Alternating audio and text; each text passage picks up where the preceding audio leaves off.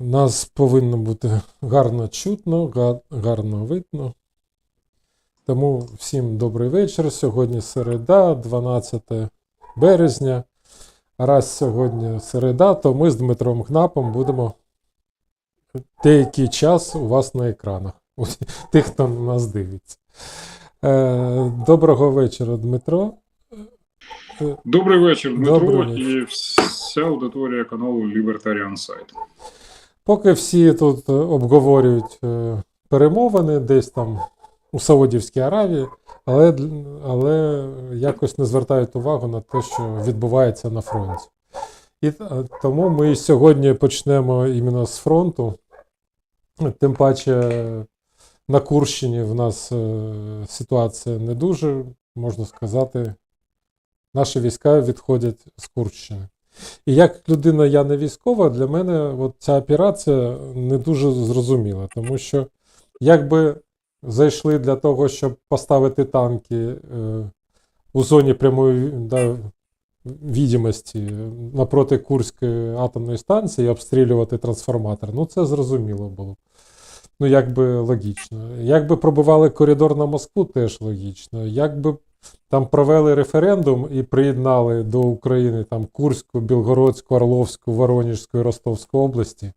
Ну, це ж було б зрозуміло. А так, якось така була операція, яка не зовсім, як для невійськових, зрозуміла. Що ви думаєте з приводу, собственно, і всієї операції, і що там відбувається на зараз? Є у вас інформація чи ні? Ну, дивіться, тут треба прояснити, я думаю, що вже можна про це говорити, тому що певним чином я був причетний, так би мовити, до цієї операції під час служби в Збройних силах. Від початку плани ставилися куди більш масштабні, ніж взяти 1,5 райони на півдні Курської області. Від початку плани ставилися, ну, як мінімум, захоплення міста Курчатов з Курською атомною електростанцією, максимум блокада і оточення обласного центру Курської області, міста Курськ. Були такі плани від самого початку.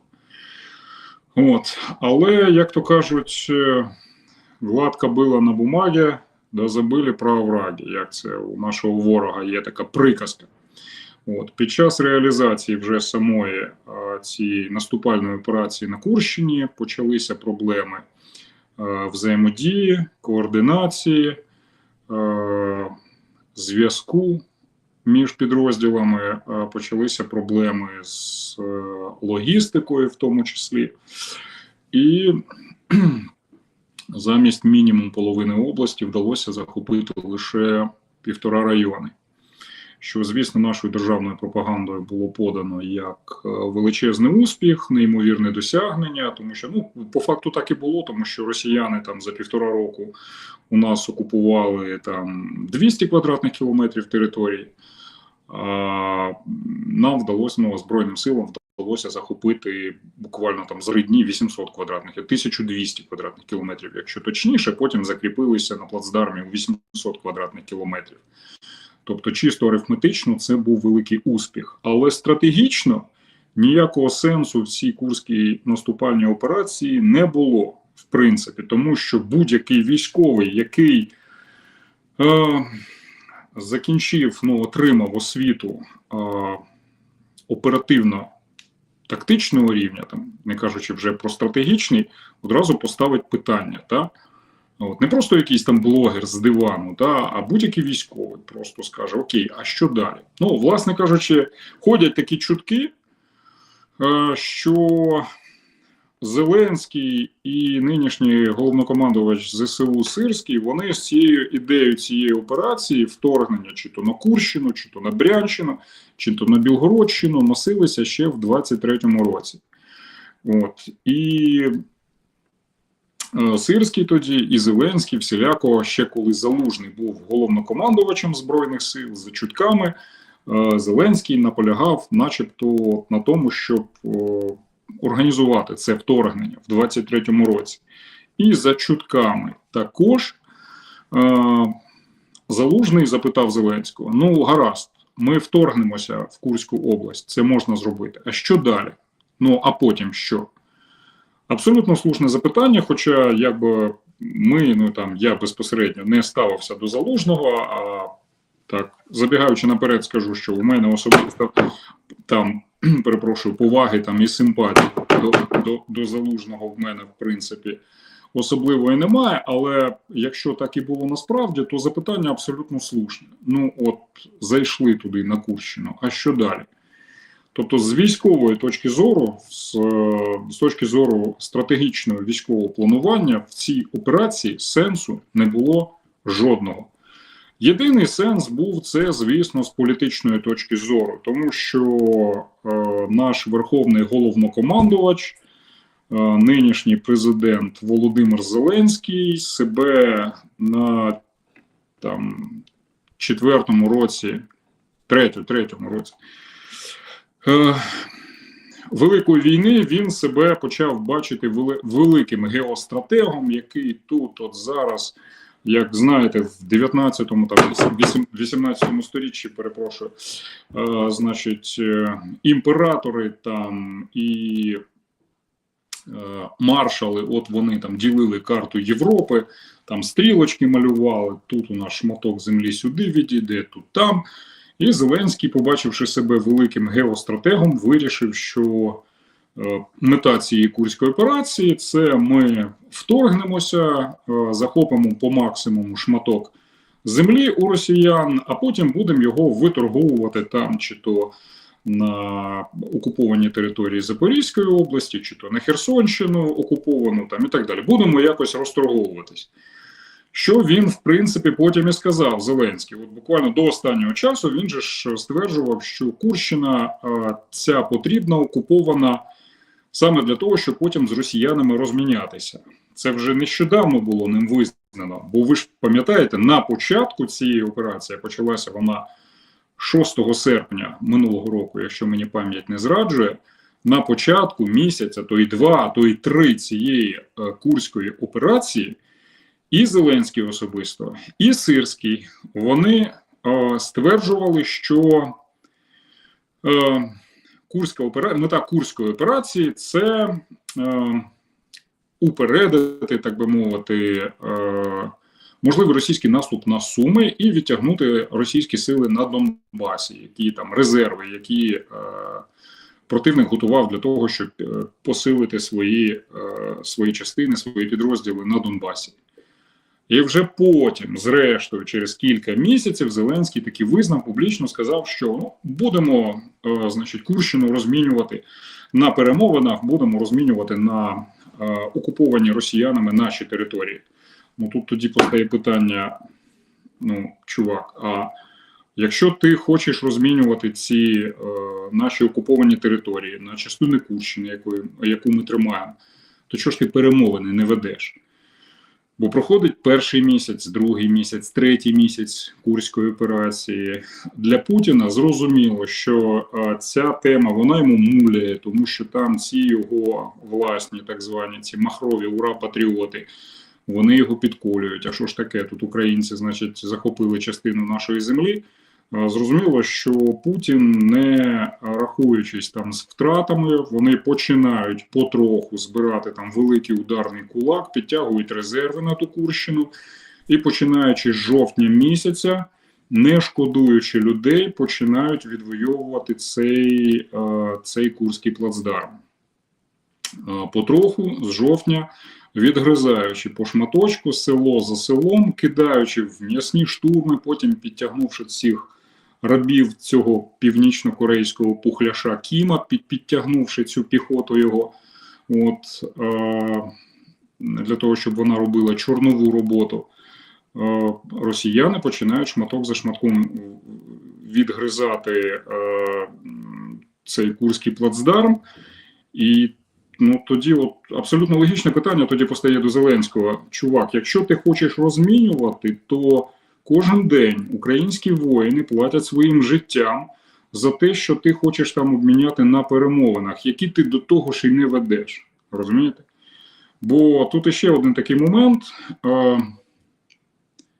ніхто не говорить, а особливо на офіційному рівні, і військові між собою майже не говорять про те, які колосальні втрати понесли Збройні сили, особливо елітні підрозділи, ударні підрозділи Збройних сил, яких вони зазнали втрат на цій Курщині. Скільки бійців загинуло, скільки потрапило в полон, скільки зниклих безвісти. І що найгірше, що значні втрати зниклими безвісти, без можливості взагалі встановити долю цих українських воїнів, які зникли безвісти. Тому що росіяни категорично відмовляються навіть повертати тіла тих, хто загинув на Курщині. Якщо навіть на Донбасі ситуація інша, там ще йде якийсь процес обміну тілами загиблих 200-х, то на Курщині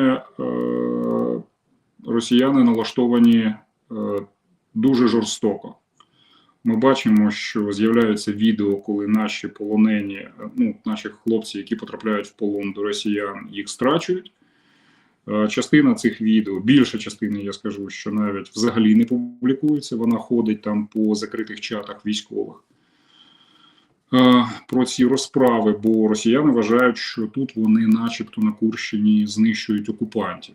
Даремно те, що насправді першими там 10 років тому росіяни самі почали війну, даремно те, що вони є окупантами насправді, але у них там просто якась звіряча нелюдська жорстокість в їхніх діях там.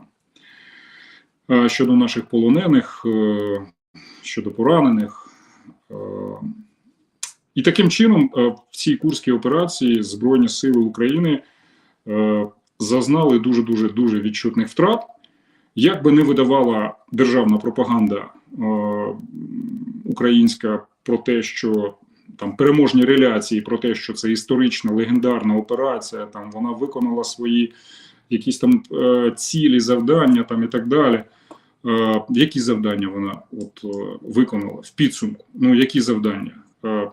Те, що Зеленський і Сирський розповідали про те, що начебто, як офіційна версія на початку, що начебто вдалося уникнути російського вторгнення в Сумську область, завдавши першими ударами. Це брехня. Росіяни не збиралися вторгатися в Сумську область, вдиратися, не збиралися, тому що зараз фронт з кожного боку підсвічується на 200 кілометрів дуже запросто. І ніякої концентрації сил росіян на тому напрямку не було. Для них пріоритетом були на той час Вугледар, Курахово, Покровськ, Часів Яр. Цей напрямок.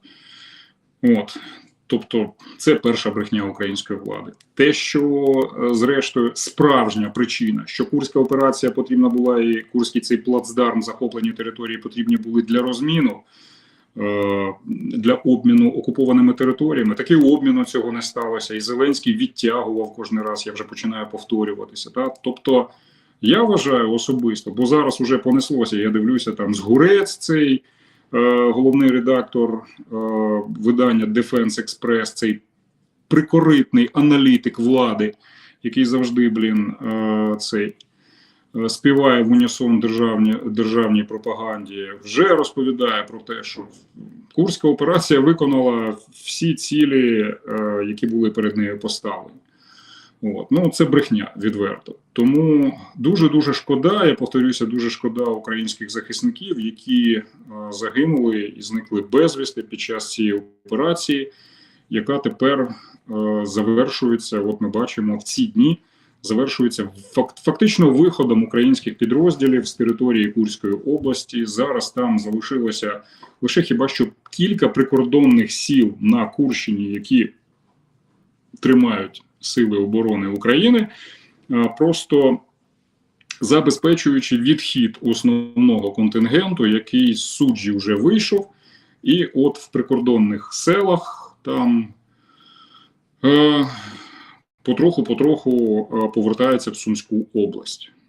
А росіяни, вони, перехопивши ініціативу на Курщині, зараз намагаються вже атакувати Сумську область. Уже в Басівці, Басівка – це північ Сумської області, це вже наша територія, Сумське прикордоння біля Курщини. Уже там ідуть бої, кілька тижнів, бо росіяни почали для того, щоб витіснити Збройні сили України з території Курщини, вони почали, так би мовити, робити так, от підрізати фланги нашому цьому Курському плацдарму і почали атакувати, саме переходити кордон, почали атакувати Сумське прикордоння.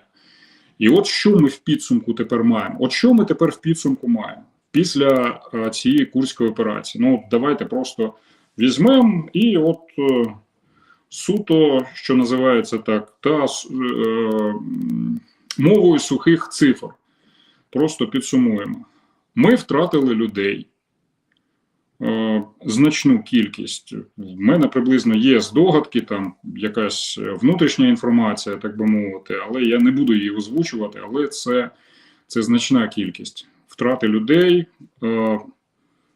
загиблими і безвісти зниклими.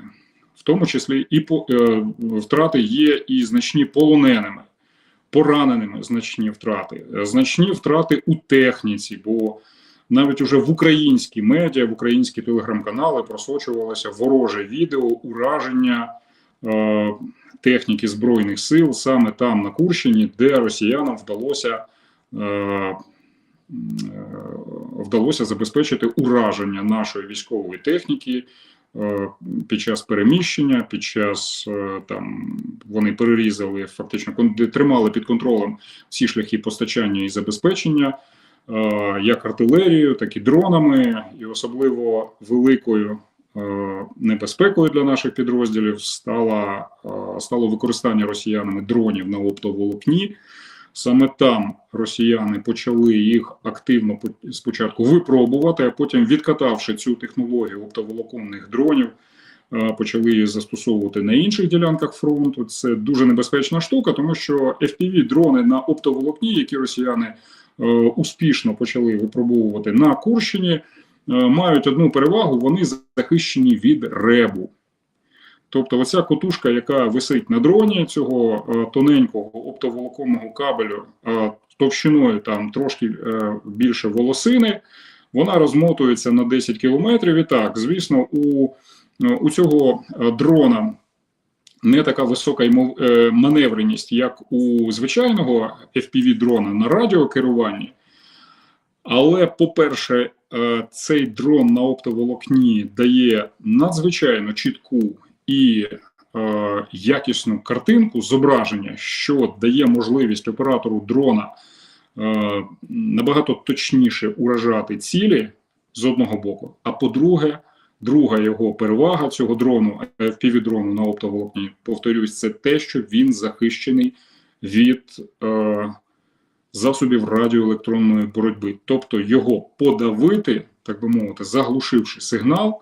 Особливо ви знаєте, що українські військові там останній рік дуже активно, самостійно встановлюють, використовують спеціальні глушилки, засоби радіоелектронної боротьби на свою техніку, на машини, на бронетранспортери. Оці різної частоти глушилки РЕП, оці от горщики, знаєте, там такі грибочки там і так далі, на різні частоти, коли от люди скидаються там цілими підрозділами, купують глушилки РЕП для того, щоб захиститися від ворожих FPV. В даному випадку все це не діє, тому що росіяни, вони, знаючи місцевість, вони, володіючи, так би мовити, ситуаційною обізнаністю, активно почали використовувати саме ці дрони на оптоволокні, саме на Курщині, і де вони дуже сильно дошкуляли. Нашим підрозділам знищили дуже багато військової техніки. Дуже багато там, ну, на жаль, вже і самі українські військові констатують, що кількість знищеної росіянами техніки на дорогах окупованої Курщини, вона, по суті, мало того, що сильно вдарило по боєздатності підрозділів, так вона ще й порушувала логістику. Тому що поля заміновані, а на дорогах дуже багато техніки згорілої, яку просто ніколи і неможливо евакуювати, розтягнути. І саме тому машинам, які там везуть або на ротацію бійців, або везуть там озброєння, боєприпаси, там ще щось, їм було важко маневрувати по цим забитим згорілою технікою дорогам Курщини, через те, що логістика була в тому числі і через це ускладнена. Так що людей втратили, купу техніки втратили. Зараз Сумська область, очевидно, знаходиться під ударом. Хоча до вторгнення на Курщину Сумський напрямок, що б там не розповідав Сирський, Зеленський, Сумський напрямок не був взагалі цікавий ворогу. А мало того, що всі ці останні 7 місяців Курської операції, 8, так? 7. Суми і Сумське прикордоння перебувають під постійними ударами, і це велике горе для цивільного населення, місцевого. Ви можете собі уявити, я просто був там кілька місяців на тому напрямку. Треба сказати, як місцеві почали ставитися до українських військових. В принципі, не було конфліктів чи ненависті, але люди реально були налякані і не раді від того, що українські військові зараз почали цю Курську операцію. То можете поговорити з людьми чи почитати чати, що пишуть сумчани, мешканці Сумського прикордоння, юнаківки тієї ж самої, яку вже в нуль просто до цегли розібрали кацапи своїми артилерійськими ударами. Тростянця, інших міст Сумщини. Тепер і Сумське прикордоння, і ціла область у нас перетворилися на лінію фронту. Ось що ми отримали в результаті. І територію не розміняли, і людей втратили, і новий напрямок фронту відкрили, куди тепер треба витрачати і ресурси, і людей, і для цивільного населення це стало великою трагедією, великим горем. Багато цивільних загинуло. Ось такий підсумок Сумської операції, Курської операції. Ось такий задум нашого великого геостратега, Верховного головнокомандувача Володимира Зеленського і головкома ЗСУ Сирського, який ніколи не відмовить начальство. Зате його і призначили на посаду головнокомандувача Збройних сил. Це якщо говорити загалом про підсумки, про задум і про підсумки цієї операції, якщо підбивати цей підсумок. Що ж до того, як вона розгортається останніми днями, коли Збройні сили України вже залишили більшу частину Курського плацдарму, ми вже побачили відео, що росіяни сьогодні вже свою цю ганчірку Аквафреш уже по суджі тягають, тобто суджа фактично здана. Я кажу, що залишилося лише кілька сіл в Курському прикордонні, які ще тримають Збройні сили, просто для того, щоб все угруповання, яке було на території Курської області, щоб воно вийшло. Дуже добре, тут єдине, що позитив, добре хоча б лише те, що позитив цієї історії в тому, що українське командування прийняло рішення виводити з території Курщини наші війська, а не дало наказ триматися до останнього, значить ні кроку назад, щоб у нас були ще більші втрати, щоб ще більше українських захисників загинуло через цю авантюру.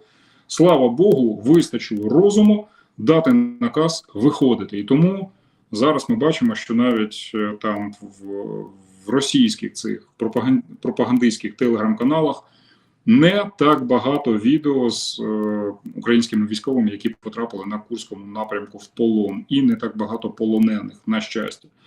Погано, звісно, те, що взагалі там є у нас загиблі на цьому напрямку, є полонені, але слава Богу, що хоча більш-менш вчасно було Генштабом ЗСУ надано наказ відходити з Курської області, тому за ці останні 3 дні те, що там російська пропаганда рве сорочку, розпинається, як вони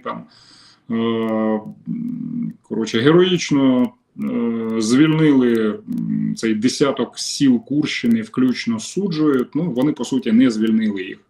Вони просто зайшли в порожні села, які залишили Збройні Сили України. Все. От, так що нехай російська пропаганда зловтішається і святкує, ми можемо хоча б визнати, що більш-менш вчасно було віддано наказ на відхід, на те, щоб відступати з цього плацдарму, і цим вдалося зберегти життя українських захисників по максимуму.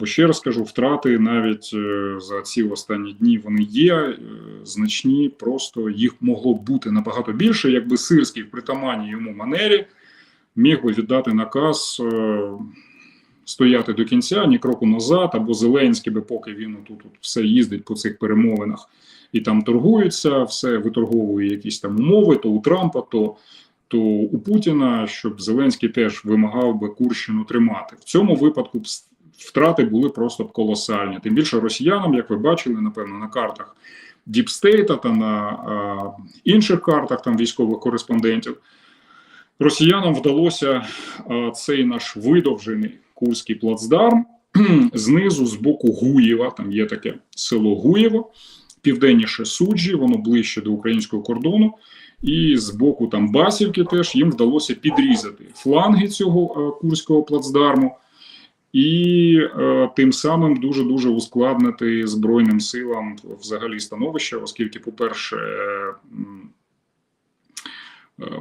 фактично українське групування могло потрапити, вже потрапляло фактично в оперативне оточення, могло в повному оточенні опинитися таким чином, якби замкнулося це коло.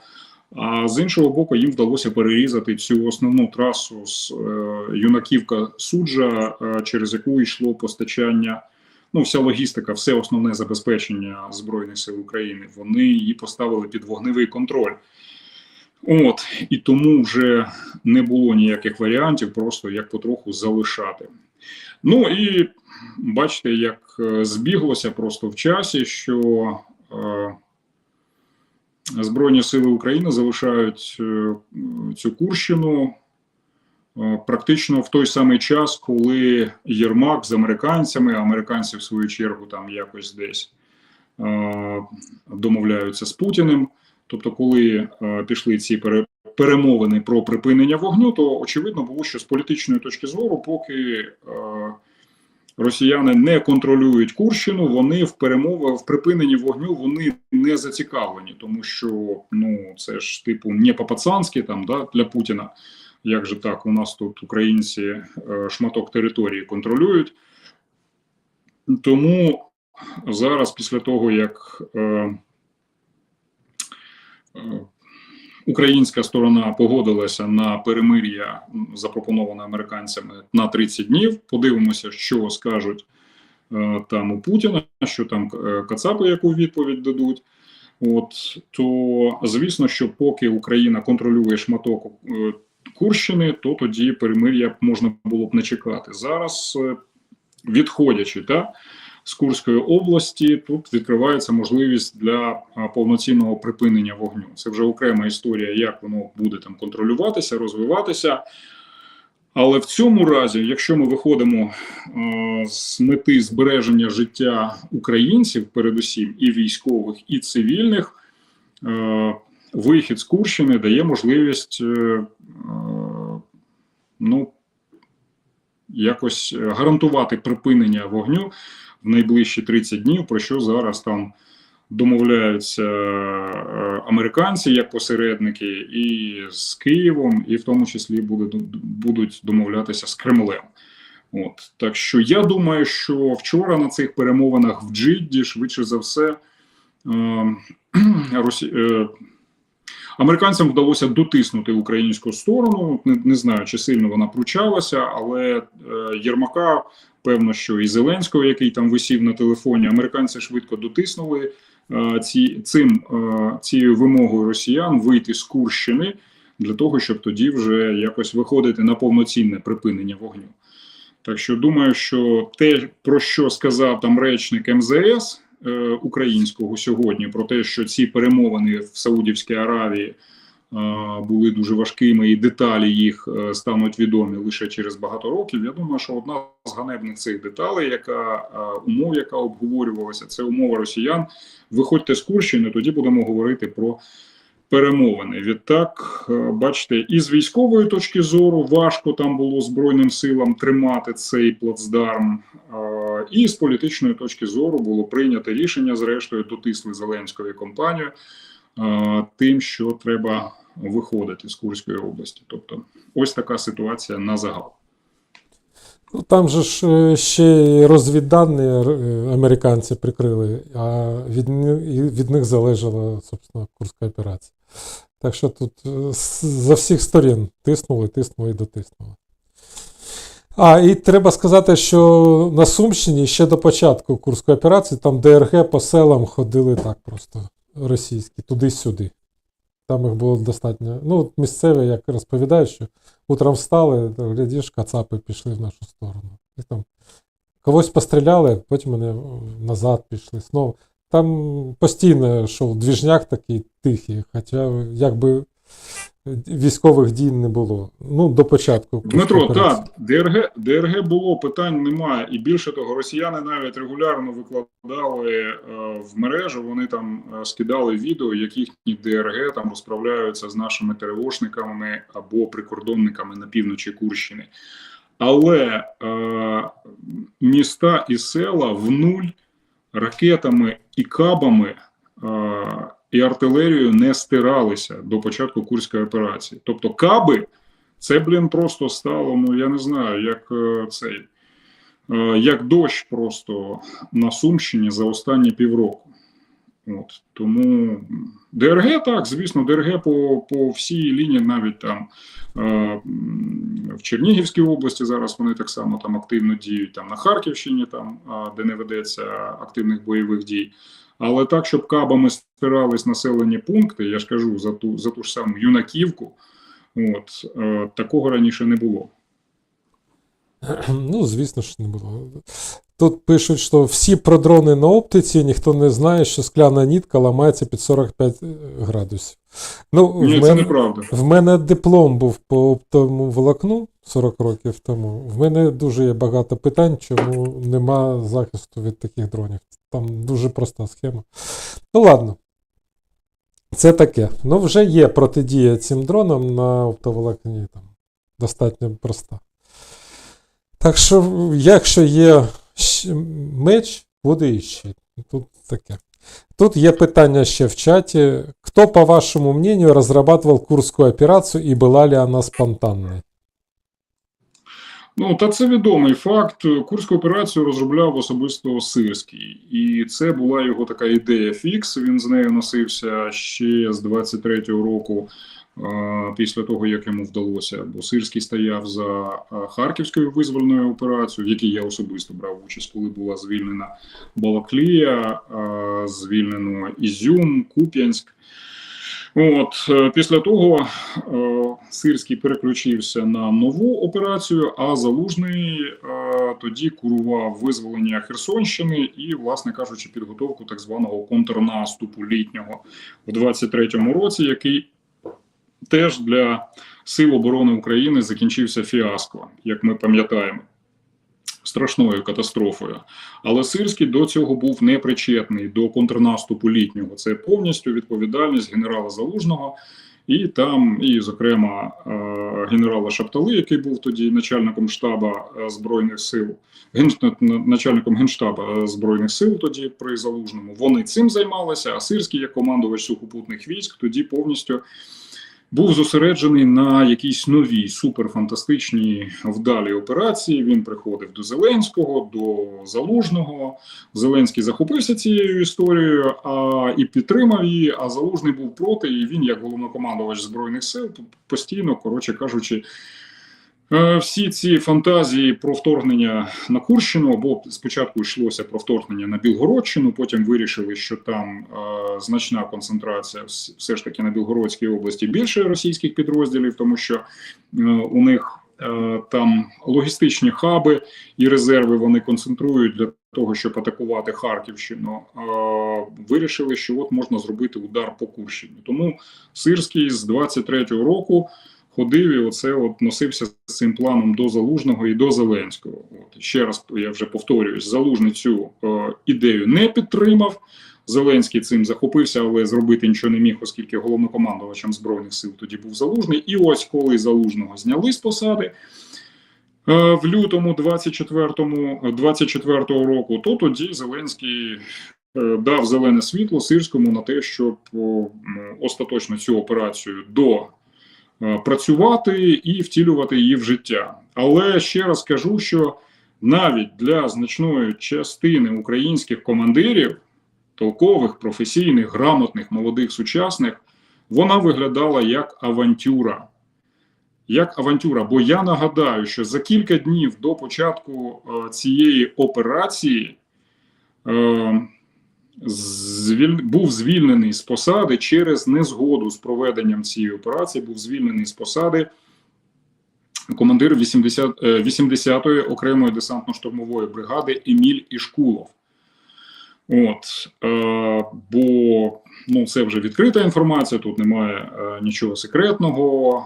Десантно-штурмові війська Збройних сил України були одним з основних виконавців цієї Курської наступальної операції, були задіяні, на них, можна сказати, лежала основна частина здійснення цієї наступальної операції. І от 80-ка, як одна з основних бригад, яка мала наступати на Курщині, зокрема командування 80-ки і особисто командир бригади полковник Ішкулов, вони поставили абсолютно таке ж запитання, яке сьогодні ми ставимо через 7 місяців після закінчення цієї Курської операції, фактичного закінчення. Та?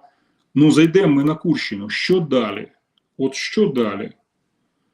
Росіяни не шкодуватимуть людей, вони не шкодуватимуть свої села, бо Зеленський, напевно, думав, що росіяни, що Путін не віддасть наказу кабами утюжити села Курської області, що він не віддасть наказу знищувати села, які триматимуть Збройні сили, включно з тамтешніми мешканцями, росіянами, які в цих селах залишаться. Зеленський думав, що так, напевно, не станеться, а Путін віддав цей наказ. Тобто села, які контролювали, населені пункти, які контролювали Збройні сили України на Курщині, від самого початку, в серпні минулого року, і от до останнього, до вчорашнього дня, коли з'явилося відео, як ФАБом 3-тонним росіяни завод селітри атакують в суджі. От. Що величезний вибух там пролунав. Тобто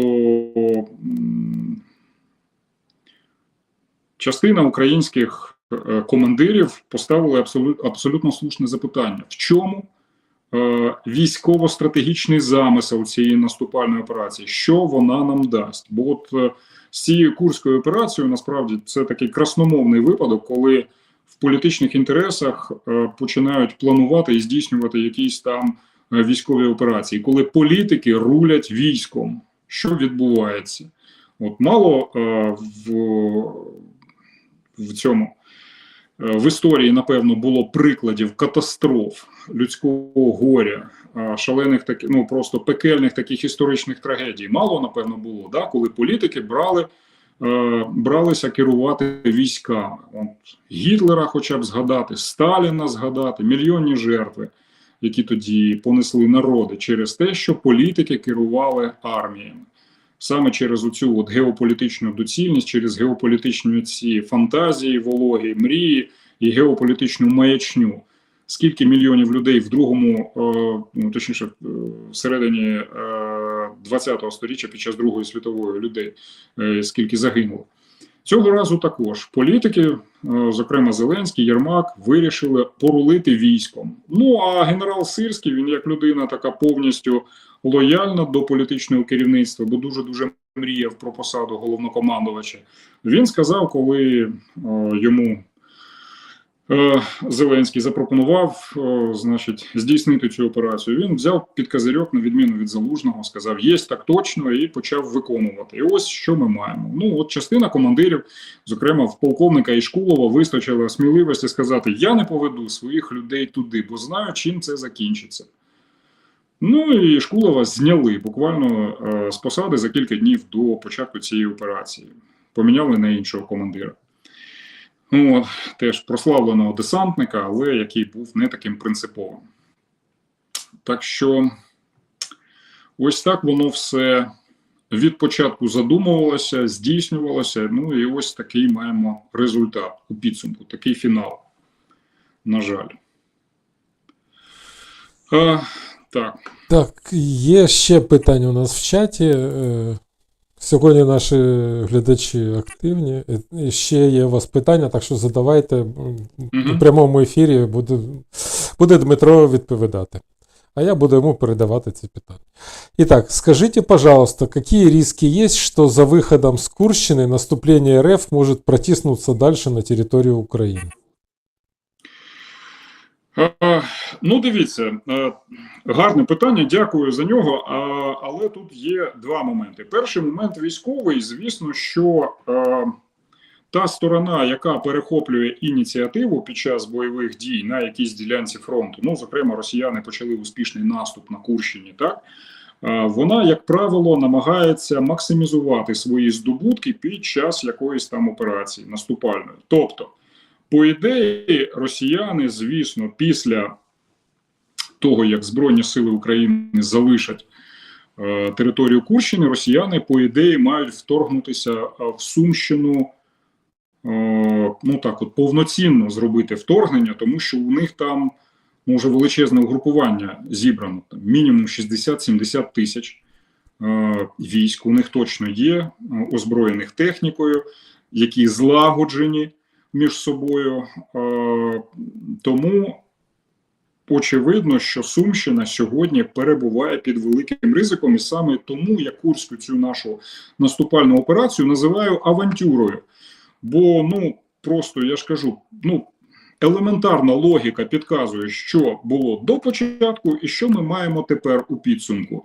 Не кажучи вже про втрати людей і техніки, до початку Курської операції цей напрямок Сумський у нас не був гарячою ділянкою фронту, на яку треба виділяти ресурси, людей там і так далі, взагалі відволікатися.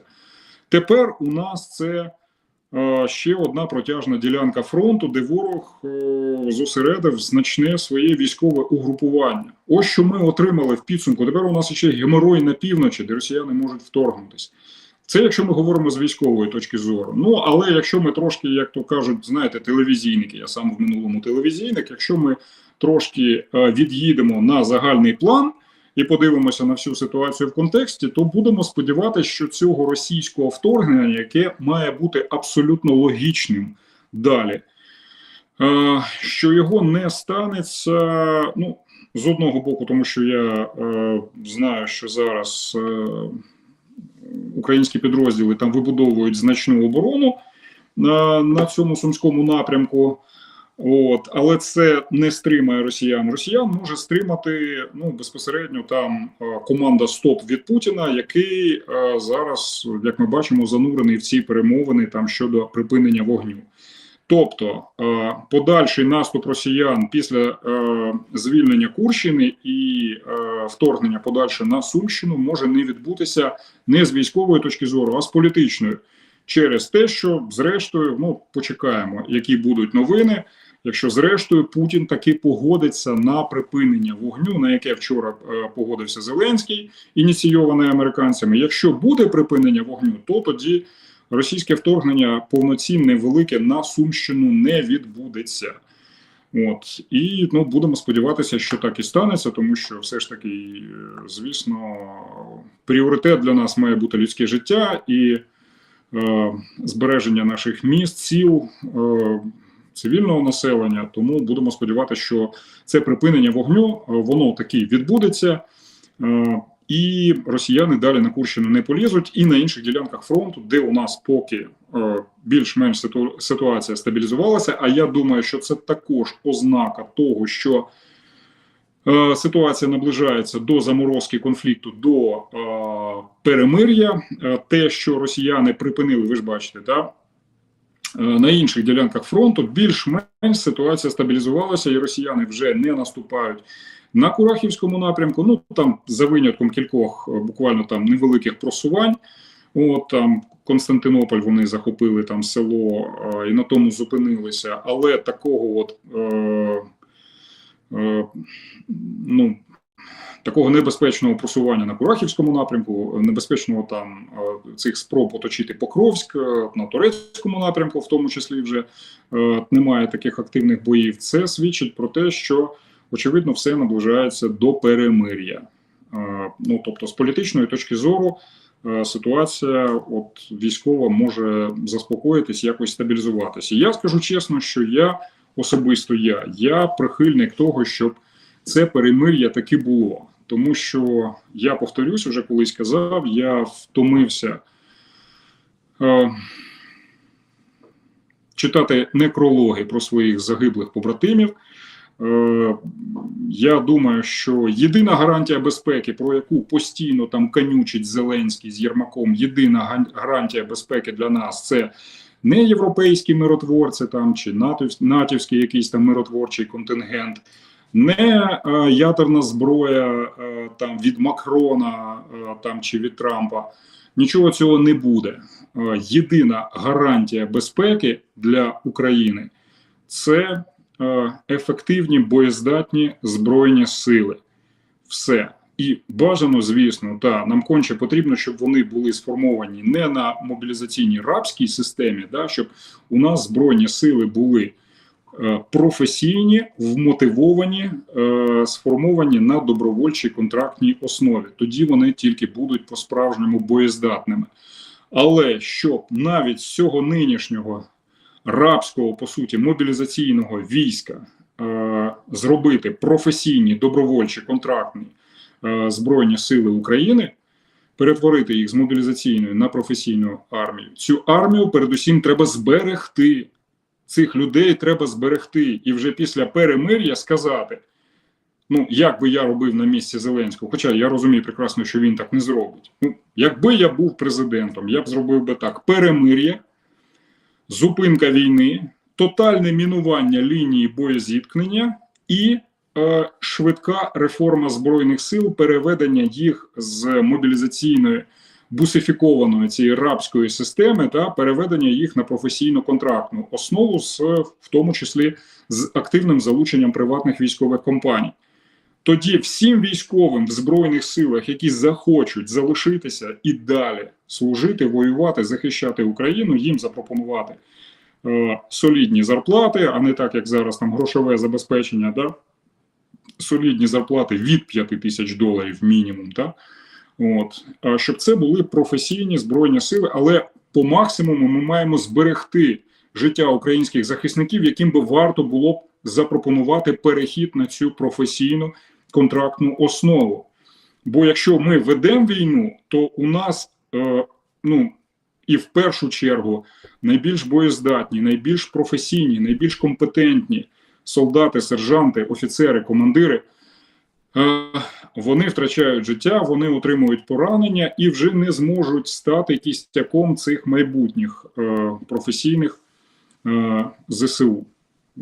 Тому перемир'я нам конче потрібно. Тобто від нього, я думаю, всі виграють в Україні. І військові, і цивільні, в першу чергу, теж виграють. А те, що там Росія буде переозброюватись, так вона це робить, в принципі.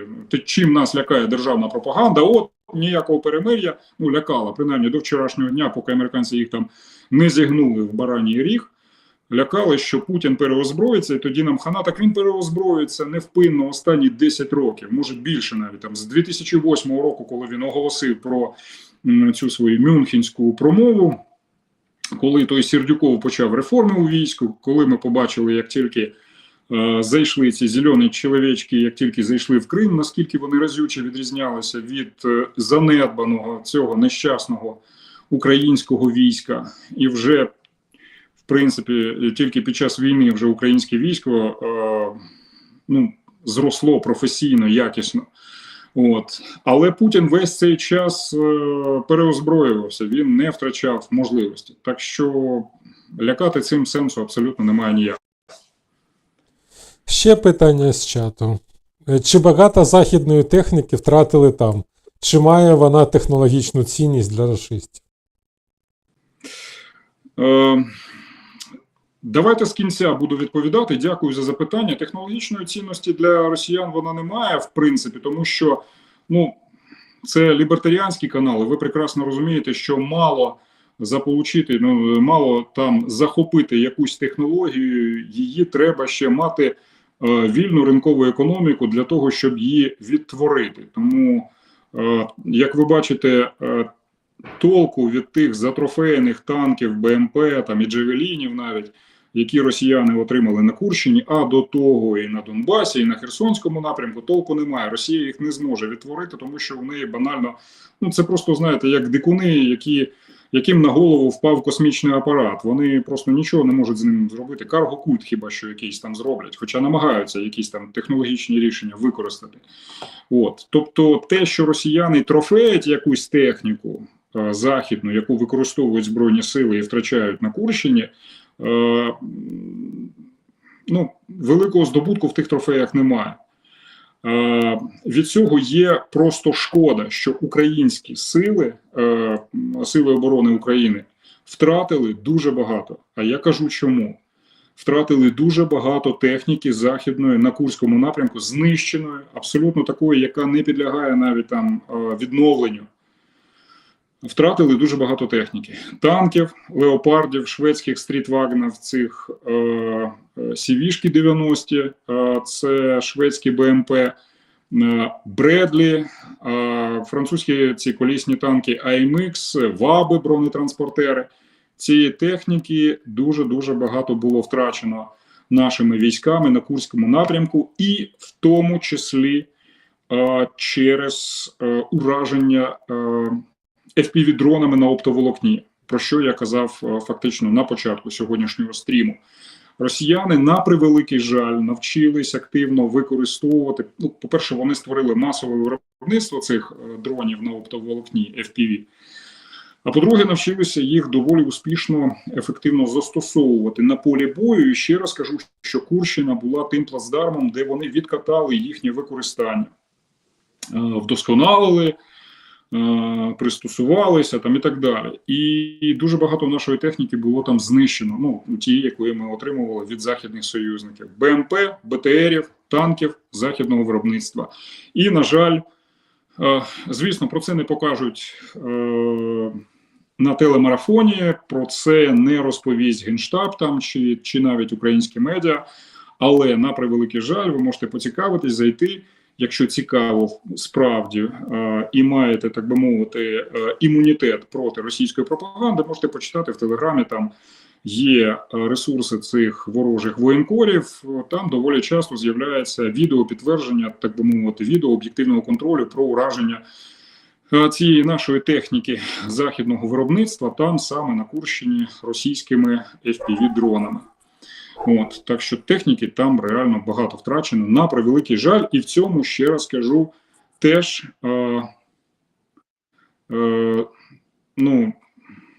злочинний умисел і відповідальність має бути за злочинні дії українського командування, тому що, прямо скажу,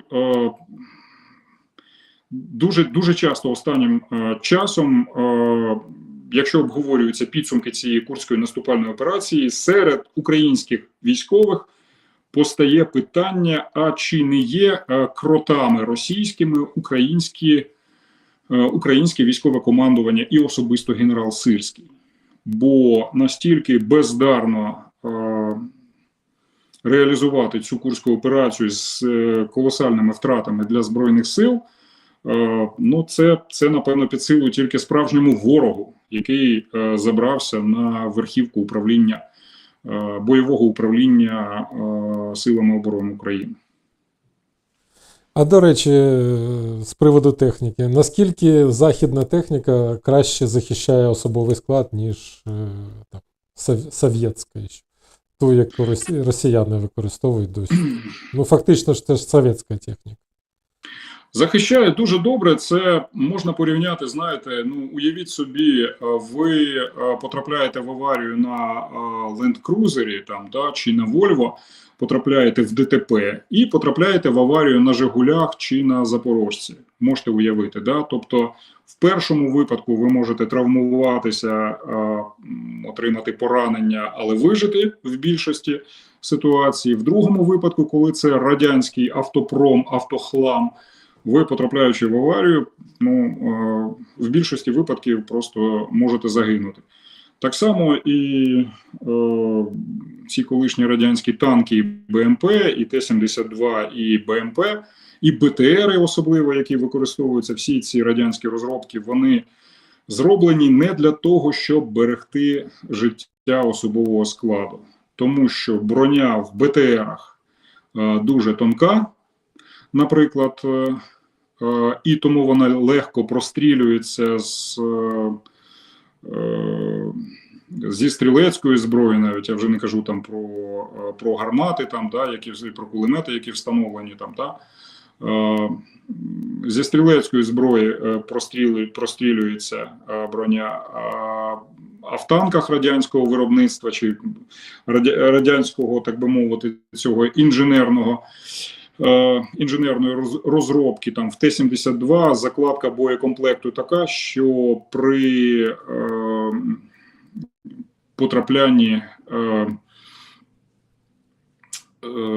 потраплянні протитанкової ракети або артилерійського снаряду танк вибухає і регулярно, ви ж пам'ятаєте, да, от, в останні роки ми бачили чимало відео, як російські танки радянського виробництва, коли вони вибухають, піднімається просто такий величезний стовп вогню, фейерверк починається. Це саме через те, що конструкція танку така, що він, ну це фактично, це така сталева коробка з тротилом, да, їздить.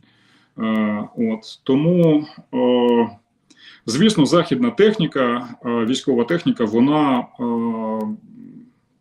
ну, просто в рази набагато краще призначена для того, щоб зберегти життя військових, щоб зберегти життя особовому складу. І особливо при наїздах на міни, як це часто стається. Та ж сама Бредлі, наприклад, або той самий Мардер БМП, так, в більшості випадків, дозволяючи М113 бронетранспортер гусеничний, який активно використовується нашими піхотними підрозділами, вони в більшості випадків при наїзді на міну дозволяють максимум отримати поранення особовому складу. От, і зберегти життя, що абсолютно ну, просто дивом може бути, якщо йдеться про радянську, російську техніку. От, так що все для людей, зрештою. Капіталізм – це все для людей, як то кажуть. Вкотре ми і на прикладі цієї війни з росіянами ми в цьому вкотре переконалися. Скільки життя українських воїнів зберегли Бредлі і Леопарди, які на озброєнні знаходяться Збройних сил України, цього не перерахувати. І треба подякувати нашим союзникам, що вони все ж таки надали в значній кількості, зокрема, БМП Бредлі, Мардери, М113, які зберегли життя багатьох українських захисників і під час ураження FPV-дронами, і під час наїздів на міни, і під час ударів навіть протитанковими ракетами чи навіть артилерійськими пострілами. Треба подякувати нашим західним друзям за таку техніку. І це добре, на самом деле. Тобто, скільки життів було збережено завдяки нормальній техніці. Так що тут є плюс. Так, вопрос. Один мой знакомый погиб в Курской области. Во время опознания тела в морге, кроме перерезанной сонной артерии, не было никаких повреждений. Как такое могло случиться? Ну, таких прикладів дуже багато, тому що там було задіяно дуже багато російських диверсійних і розвідувальних підрозділів на Курщині. І така смерть українського воїна могла статися саме через сутичку з російською ДРГ. Тому що ну, на Курщині там зовсім інша була лінія боєзіткнення, на відміну від того ж Донбасу. Бо якщо на Донбасі от є конкретний нуль, і там далі росіяни, так, от, а між ними і нашими позиціями сіра зона, то на Курщині, а особливо в перші місяці, ніякої чіткої лінії розмежування не було. Там в багатьох населених пунктах просто була суцільна сіра зона, яка в переміжку, ну так, от була насичена українськими там і ворожими підрозділами. Тобто можна було їхати просто по дорозі, і як це часто бувало, там потрапити під вогонь російської ДРГ, яких просто сила селена була. Сила селена. Тобто там не було чіткої лінії фронту, в принципі.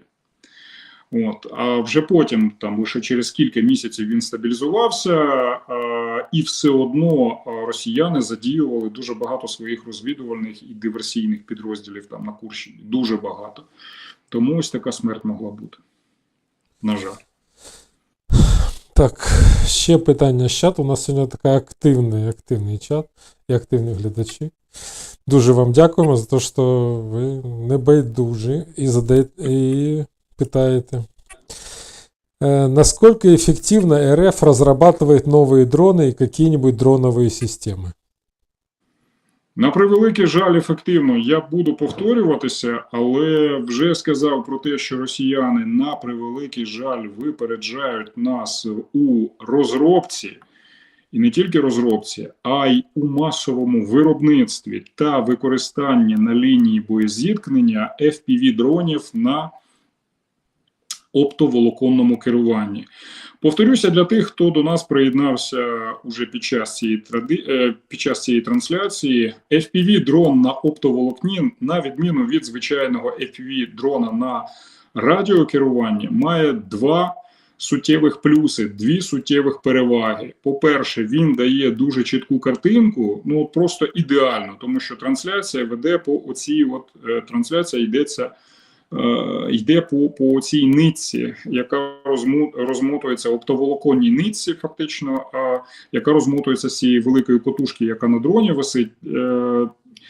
Чітка картинка, яка не переривається, яка не мерехтить, яка дуже деталізована. Вона дає можливість оператору дрону ефективніше знаходити ціль і планувати її ураження. Розумієте? Тобто, коли картинка у вас мерехтить перед очима, коли вона постійно переривається, то є, то немає, то вона пливе, то вона смикається, коли йдеться про звичайний FPV-дрон на радіокеруванні. Це одна історія. Ну, часто буває досить важко прицілитись, і тому є висока ймовірність такий дрон на радіокеруванні просто втратити або ну, там, не завдати ураження, не поцілити, не потрапити, не влучити в ціль. А коли картинка у вас чітка, її дуже добре видно і вона не переривається, тоді набагато легше цілитися і завдавати ураження. Це перший плюс такого дрону. Другий плюс, як я вже сказав, це захищеність від систем РЕБу. Вони просто абсолютно марні, абсолютно не мають ніякого сенсу РЕБ, якщо йдеться про використання дронів на FPV-дронів на оптоволокні. І росіяни, на превеликий жаль, не дивлячись на те, що першими такими дрони почали використовувати наші підрозділи, але масово вони не стали виготовлятись.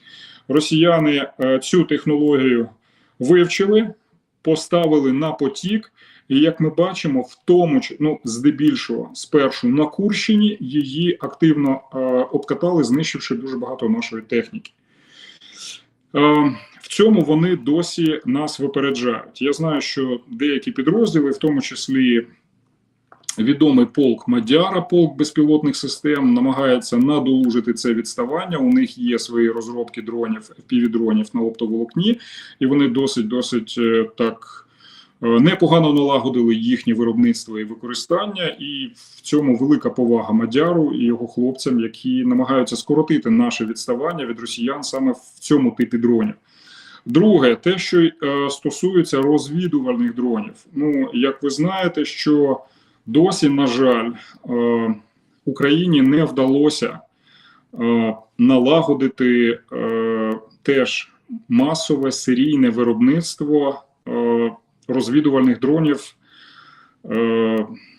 оперативного призначення, тобто ну, такого близького радіусу дії, таких там як Зала чи Суперкам, які дозволяють там на 50, 70, ну 100 кілометрів лінії фронту, значить, постійно моніторити і передавати розвіддані, картинку з ось цієї лінії, ну, найближчої лінії фронту, да, найближчої цієї частини від лінії боєзіткнення. Тобто своїх зал і суперкамів у нас, на жаль, немає. Використовуються там у нас американські, британські аналоги, щось розробляється українськими умільцями, інженерами, але здебільшого це такий кустарний варіант, не системний, не масовий, гаражний, який тримається винятково на ініціативі конкретних командирів і конкретних військових підрозділів, які от замовляють розробку таких от українських розвіддронів, які дозволяють в найближчі там от 100 кілометрів фронту більш-менш, ну у нас там є, добре, у нас є своя лелека, оцей комплекс розвідувальний, але їх дуже-дуже мало насправді, їх дуже не вистачає і у нього є свої недоліки. Це друга історія. Третя історія – це те, що Україні так і не вдалося створити аналог ланцета. Теж це ударного дрону, ударного безпілотника близького радіусу дії, який застосовується на лінії фронту. Скільки ланцетами було російськими уражено наших гаубиць, танків, БМП, ну, зенітно-ракетних комплексів. Не буду навіть розповідати, ви можете почитати це у наших військових експертів, кореспондентів, там Юра Бутусов про це регулярно писав. Великі втрати від того у нас через те, що росіянам вдалося налагодити масове виробництво цих ударних дронів «Ланцет». Що ще можна сказати? Ну, така ж сама історія із шахедами. Зараз більш-менш Україні ну, вдається вирівняти якось цей паритет та цей розрив по кількості вироблених цих дронів ударних далекого радіусу дії, типу шахедів. От. Але росіяни, здається, нас ще в цьому перевершують. Причому, якщо шахет у них виробляється от серійно, централізовано, то у нас це теж от здебільшого якісь там гаражні проекти, якось там, ну, можливо, це і є виробництво, але воно якось там відокремлено, ніхто між собою не конкурує. Почитайте там того ж там виробника дронів Касьянова, який постійно скаржиться, що немає взаємодії між розробниками дронів в Україні, бо часто той, хто вже технологію випробував, не ділиться з нею, а інша компанія, розробник там або група інженерів свої гулі набивають, не дивлячись на те, що хтось вже в Україні, власне кажучи, цей шлях випробувань тривалий і дуже витратний вже пройшов.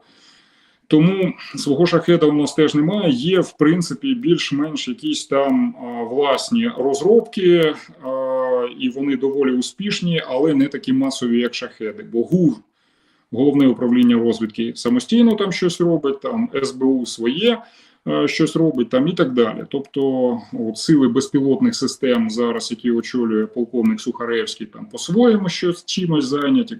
Коротше, кожен там якось займається, як цей кустар-одиночка власним напрямком. Єдине, що стосується два напрямки, в яких Україна, на відміну від оцих от перелічених, де росіяни нас випереджають, в плані безпілотників два напрямки є, якими Україна може ще похвалитися. Передусім, це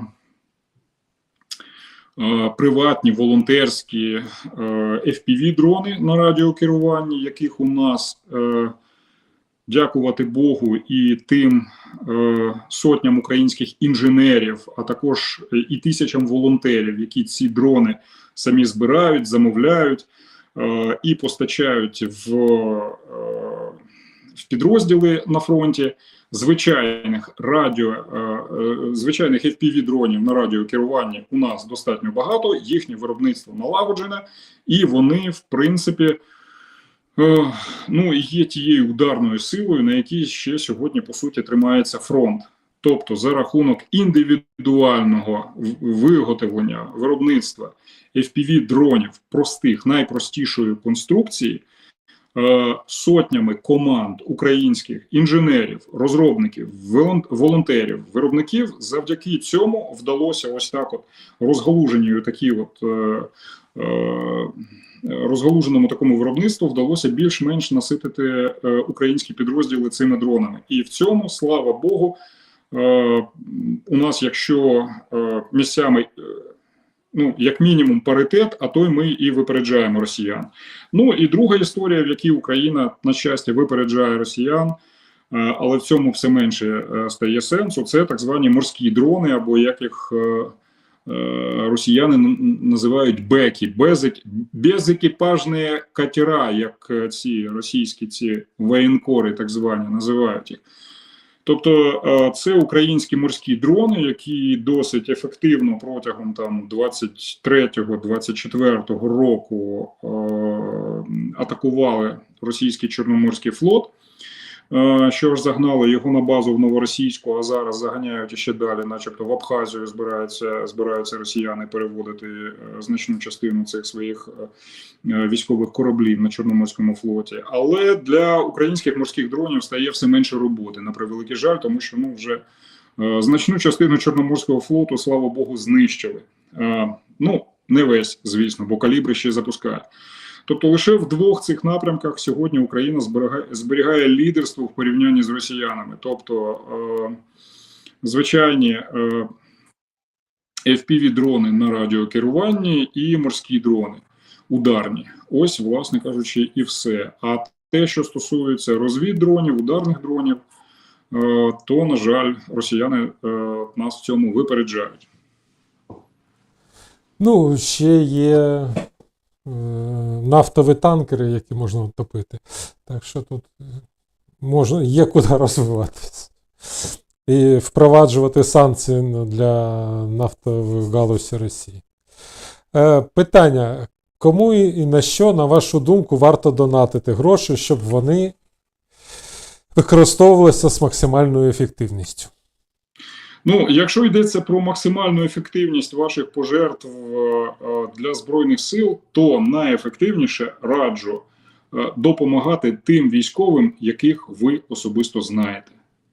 От ваш однокласник, ваш сусід, ваш родич або родич вашого родича, який пішов в Збройні сили, сьогодні захищає Україну на фронті, запитайте, що йому потрібно, що потрібно його підрозділу, чи їм потрібно дрони, чи їм потрібна машина, чи їм потрібна зимова, чи тепер уже літня гума для їхньої машини, чи їм треба бус, можливо, чи їм потрібно щось іще. Запитайте, які у них є, чи їм тепловізори потрібні, наприклад, які є потреби, як то, знаєте, принцип простягнутої руки. Тобто, до кого ви можете рукою дотягнутися, а тепер уже будь-яка людина, яка знаходиться поруч із вами, чи то ваш родич, чи то ваш друг, чи то ваш колега, хтось уже точно є в Збройних силах. Краще їм допомагайте, бо так ви безпосередньо знаєте, з якими проблемами стикається людина, ви з нею завжди можете про це поговорити, і з якими... І як використовується ваша допомога, ви завжди теж можете спитати, бо Якщо ви з людиною спілкуєтесь, вона вам може завжди з фронту скинути там фотографії, там, ну, показати докази, як ваша пожертва використовується цим підрозділом, безпосередньо тієї людини, яку ви знаєте. Що стосується великих волонтерських фондів, то у них все більш-менш і так нормально з допомогою. Їм допомагають великі українські компанії, підприємці, у них більш-менш все нормально з звичайними пожертвами. Я думаю, вони самі впораються якось із допомогою. Тому найкраще це допомагати тим військовим, яких ви конкретно самі особисто знаєте. Так, ну що ж, останнє питання, яке в нас висить вже декілька тижнів, тому треба його задати. Давайте. Питання до ГНАПа. Чи розуміють військові, що саме вони мають щось змінювати, що за них ніхто не прийме новий статут армії, ні депутати, ні генерали, яких влаштовує радянська армія? Якщо люди зі зброєю не можуть щось змінити у своєму житті і взаємовідносинах, то що казати про беззбройних цивільних? Ну, правильне питання, важливе, звісно, так, але треба розуміти, що і простої відповіді, такої оптимістичної, на нього немає. Бо, по-перше, військові всі різні. Є військові, які це розуміють, що треба щось змінювати. Є військові, які думають, і таких більшість, якби просто вижити, якби дожити до завтрашнього ранку, побачити завтрашній схід сонця. Тому що ти знаходишся вже тривалий час на позиціях, або навіть якщо ти не на позиціях, а якщо ти відтягнувся трошки в тил і ти на відпочинку, то щоб по тобі не прилетіло, щоб ніхто там, умовно кажучи, з місцевих сепаратистів не здав розташування твого підрозділу. Коротше кажучи, більшість військових думає просто, як вижити в цій війні. Вижити собі самому і вижити, зробити так, щоб вижили твої побратими. Або вижили твої підлеглі, якщо ти командир. Ну і плюс до всього треба розуміти, яка система побудована в нашій армії, а вона, на жаль, залишається, по суті, це такий от гібрид радянської армійської системи і української козаччини анархії. І з кожним роком, на жаль, з кожним місяцем ця радянська система бюрократична, вона переважає. Вона посилюється в цій системі. Підлеглий, який хоч і бачить, що командир чи вище там військове керівництво, чи тим більше політичне керівництво країни, якщо військовий бачить, що робиться фігня, ти зробити нічого не можеш, бо в армії є 1001 спосіб помножити тебе на 0.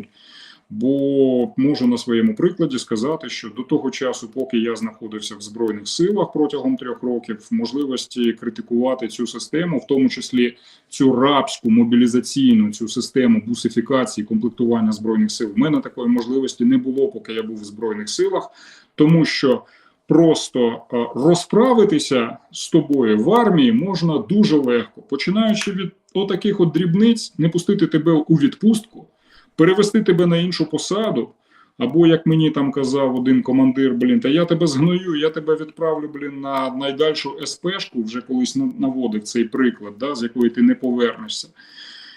І таких випадків багато, коли з тими військовими, що починають ставити питання якісь там, критикувати начальство, або ще й, не дай Боже, владу взагалі, там, чи командування Збройних сил, розправляються дуже легко.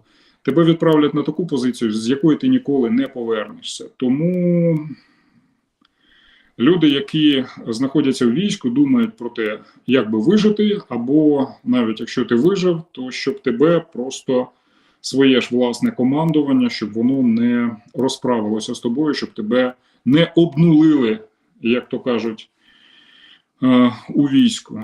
От, з такими проблемами стикаються військові. А якщо війна закінчиться, тоді вже будемо бачити. Я думаю, що там теж небагато оптимізму, тому що всі військові різні, там якоїсь єдності, такої потужної військової сили, що ось прийдуть хлопці з фронту, не буде, тому що військові всі розійдуться по домах, і я бажаю повернутися всім українським захисникам додому, до своїх родин. А там наша влада, як ви бачили сьогоднішні новини, вже підняла поліціянтам зарплату. Да, вже проголосували, що мінімум 30 тисяч поліціянти будуть. Оця величезна наша армія мусорів, прокурорів, ну, передусім поліцейських у нас 150 тисяч. Це величезне військо поліціянтів буде вже окремо з кожним військовим, який буде там критикувати владу чи там багато собі дозволяти, вже будуть розправлятися поодинці. Ми це бачили в 2014 році, 2015, да, як тоді розправлялися з добровольцями українськими. Так що в цьому плані в мене теж немає для вас, на жаль, якихось оптимістичних прогнозів. От, оптимістичний прогноз є на завершення хіба що такий довготривалий, що по завершенню цієї війни, можливо через 5 років, коли через 10, коли в усьому світі, і ми бачимо на прикладі там того ж Трампа, коли настане криза держав, в принципі, як явище і всього державного, ось тоді в Україні може з'явитися шанс скинути силами не лише військових, а всього суспільства, це державно-бандитське ярмо. На це тільки і сподівання. Ось така моя відповідь. Ну що ж, дуже оптимістично. 10 років це не 100 років, значно менше. Ми сподівалися, що років 100 нам знадобиться. Ну так, якщо за 10 справимось, вже буде нормально. Щось, ну, на цьому будемо закінчувати. Велике дякую, Дмитро. Дякуємо тим, хто нас дивився. І будемо сьогодні. Хто не підписався, підписуйтесь, ставте лайки, пишіть коментарі і купуйте наш мемкоін. Так що на цьому закінчимо. Все, до побачення і до зустрічі з Дмитром через тиждень, а з Сергієм Рачинським у п'ятницю. Так що всім пока і до зустрічі. Щасливо.